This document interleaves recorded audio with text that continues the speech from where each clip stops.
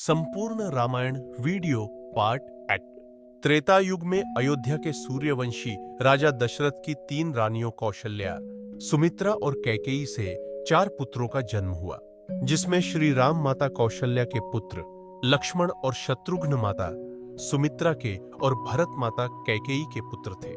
चारों पुत्रों की शिक्षा पूर्ण होने पर महर्षि विश्वामित्र राजा दशरथ के महल आकर राम और लक्ष्मण को अपने यज्ञ की असुरों से रक्षा करने के लिए जंगल के आश्रम में ले जाते हैं। विश्वामित्र के आश्रम में श्री राम ताड़का का वध करके आश्रम की रक्षा करते हैं। ताड़का वध के बाद महर्षि विश्वामित्र श्री राम और लक्ष्मण के साथ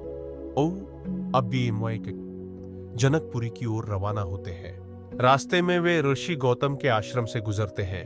वहां श्री राम अपने पैरों से स्पर्श करके पाषाण में परिवर्तित हो चुकी अहिल्या को शाप मुक्त करते हैं। इसके बाद विश्वामित्र श्री राम एवं लक्ष्मण को जनकपुर में सीता स्वयंवर में ले जाते हैं।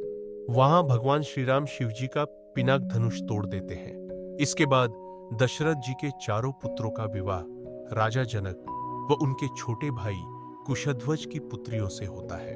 श्री राम का विवाह सीता से, लक्ष्मण जी का विवाह उर्मिला से, मांडवी का विवाह भरत से और शत्रुघ्न का विवाह श्रुतकीर्ति से होता है।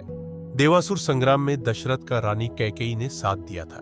दशरथ 2 वरदान मांगने का वचन देते हैं। श्री राम के राज्याभिषेक की तैयारी के दौरान मंथरा के उकसाने पर रानी कैकेयी श्री राम को 14 वर्ष का वनवास और अपने पुत्र भरत को अयोध्या का राजा बनाने का वरदान मांगती है।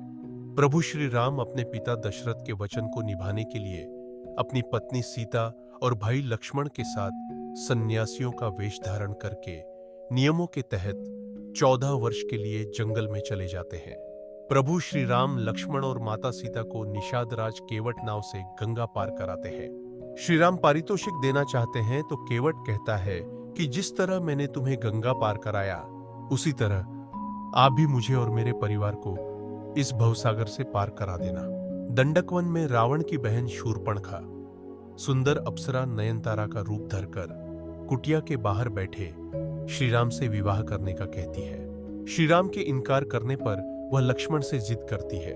फिर वह माता सीता को मारने दौड़ती है। यह देखकर लक्ष्मण जी उसकी नाक काट देते हैं। लक्ष्मण और शत्रुघ्न माता सुमित्रा के और भरत माता कैकेयी के पुत्र थे। चारों पुत्रों की शिक्षा पूर्ण होने पर महर्षि विश्वामित्र राजा दशरथ के महल आकर राम और लक्ष्मण को अपने यज्ञ की असुरों से रक्षा करने के लिए जंगल के आश्रम में ले जाते हैं। विश्वामित्र के आश्रम में श्री राम ताड़का का वध करके आश्रम की रक्षा करते हैं। ताड़का वध के बाद महर्षि विश्वामित्र श्री राम और लक्ष्मण के साथ जनकपुरी की ओर रवाना होते हैं। रास्ते में वे ऋषि गौतम के आश्रम से गुजरते हैं।